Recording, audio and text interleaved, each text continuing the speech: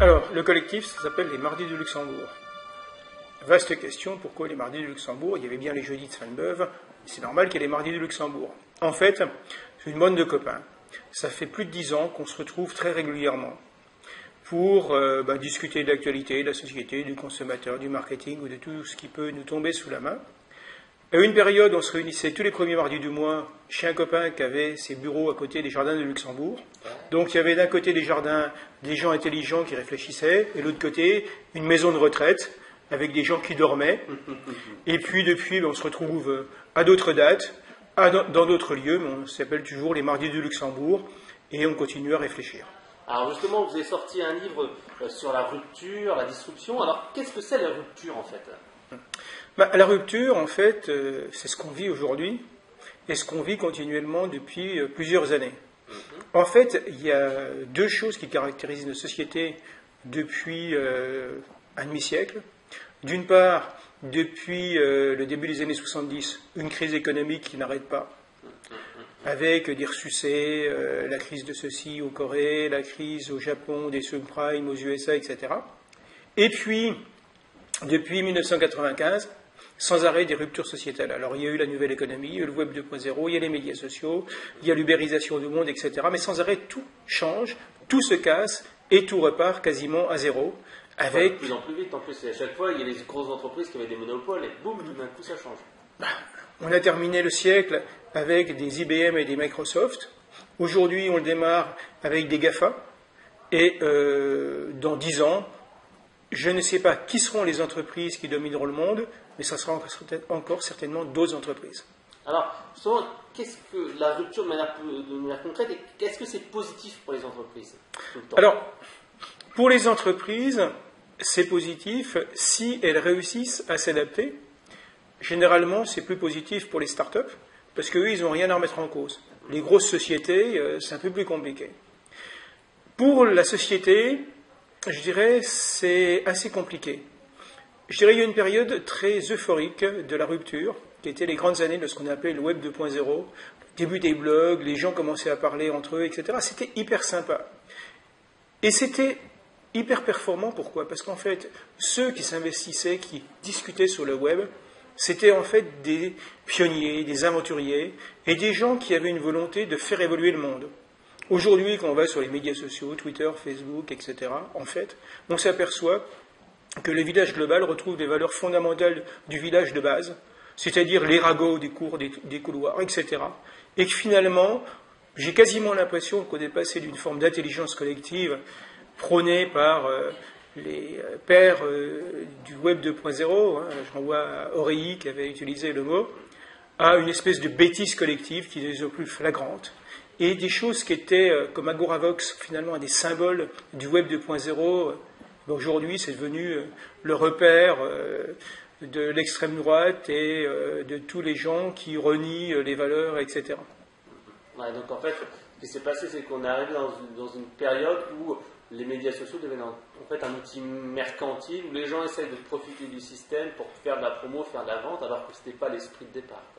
Oui, et puis aussi pour faire passer des tas d'idées qui peuvent être un petit peu, voire beaucoup, nauséabondes, parce qu'en fait, ce qui circule aujourd'hui, et encore, pas seulement d'ailleurs sur Facebook ou Twitter, mais aussi sur le web profond, tous ces flopées de chaînes de mails qui s'envoient, et on trouve des trucs qui sont relativement monstrueux, et les gens y croient parce que c'est sur le web, comme si c'était un média. Ouais. Alors, il y a aussi la rupture en termes, entre guillemets, d'outils de technologie. On a vu Uber avec les taxis, on a vu Airbnb pour le domaine des locations. Ça aussi, c'est un petit peu de la rupture, c'est de la disruption.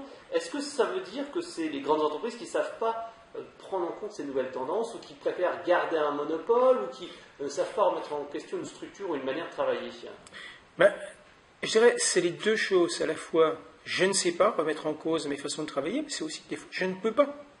C'est tout bête. Ouais, si on a des boutiques ou des choses comme ça. Ah oui.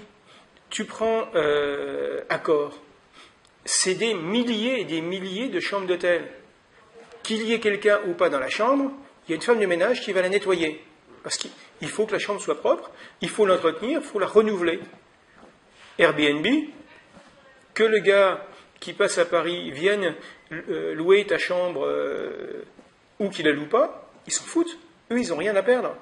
Tu prends Uber, ils n'ont rien en propre. Ils se contentent d'utiliser l'outil de travail de leurs employés qui ne sont plus des salariés, et c'est quand même nettement plus confortable.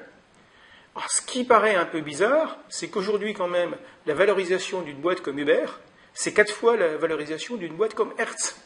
Or, Hertz, ils ont des voitures, ils ont des frais fixes, etc. On se demande si aujourd'hui, finalement, il vaut mieux ne rien avoir et faire travailler les autres pour soi, en les rétribuant, je dirais, très peu, plutôt que d'assumer des charges d'une entreprise. Donc c'est tous les business models qui changent. Alors, pour certains, c'est sympa parce que je travaille comme j'ai envie. Pour d'autres, c'est des fois aussi une forme de pauperisation du prolétariat. Exactement.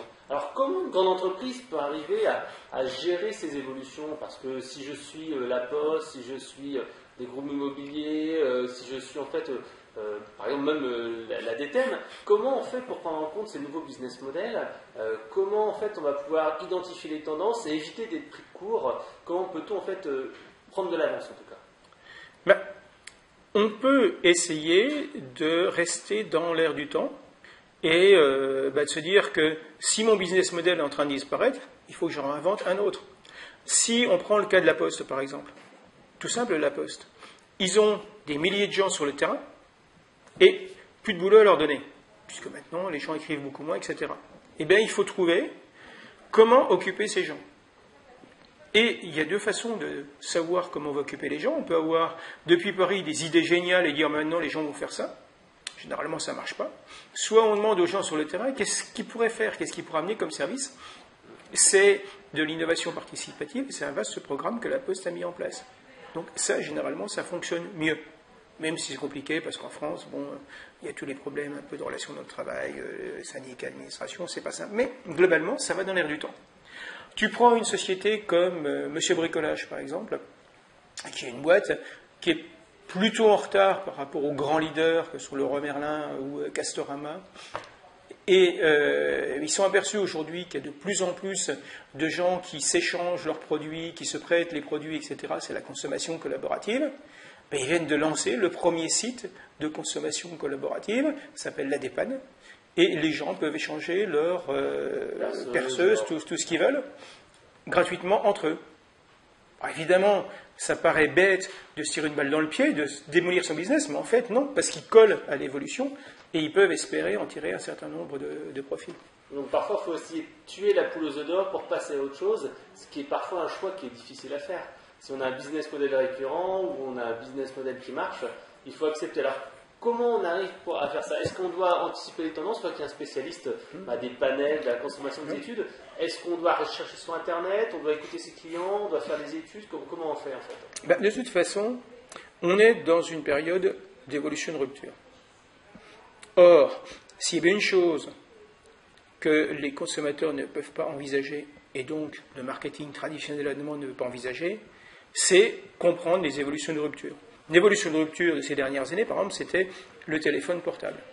Lorsque toutes les enquêtes ont été faites au début des années 90 pour savoir si les gens voulaient des téléphones mobiles, personne ne voulait, ça ne servait à rien, ça n'avait aucun intérêt. Bon, aujourd'hui on n'imagine pas les gens s'en passer. Et la seule possibilité, c'est de comprendre comment évolue la société. Donc, avoir ces observatoires de tendance. Et puis, aussi inventer, innover. On peut demander à ses consommateurs de venir co-créer, par exemple ce que fait Lego, très bien. On peut aussi essayer d'avoir des idées, surfer, etc. Il y a des gens qui se disent qu'ils n'ont pas d'idées, et ils vont essayer de racheter des sociétés qui ont des idées. C'était par exemple la folie de Yahoo ces dernières années qui rachetait à tour de bras tout ce qui passait. Facebook avec tous ces rachats à milliards de dollars, Snapchat, Instagram et compagnie, qui finalement ne servent pas à grand chose. Ou alors on parle de Foursquare qui valait des milliards et maintenant qui utilise encore Foursquare? Je rappelle qu'en 2007, le futur d'Internet, c'était ni Facebook, ni Foursquare, ni Twitter, ni Snapchat, ni quoi que ce soit, c'était Second Life. Tu te souviens de Second Life? Ah oui. Pourtant, tu me diras, il y a Facebook qui est en train de travailler sur les mondes virtuels avec des rachats de lunettes, de technologies de lunettes 3D, etc., d'environnement virtuel. Peut-être que ça viendra un jour, mais c'est vrai que Second Life, c'était foutu, c'est mort. Oui, tout à fait.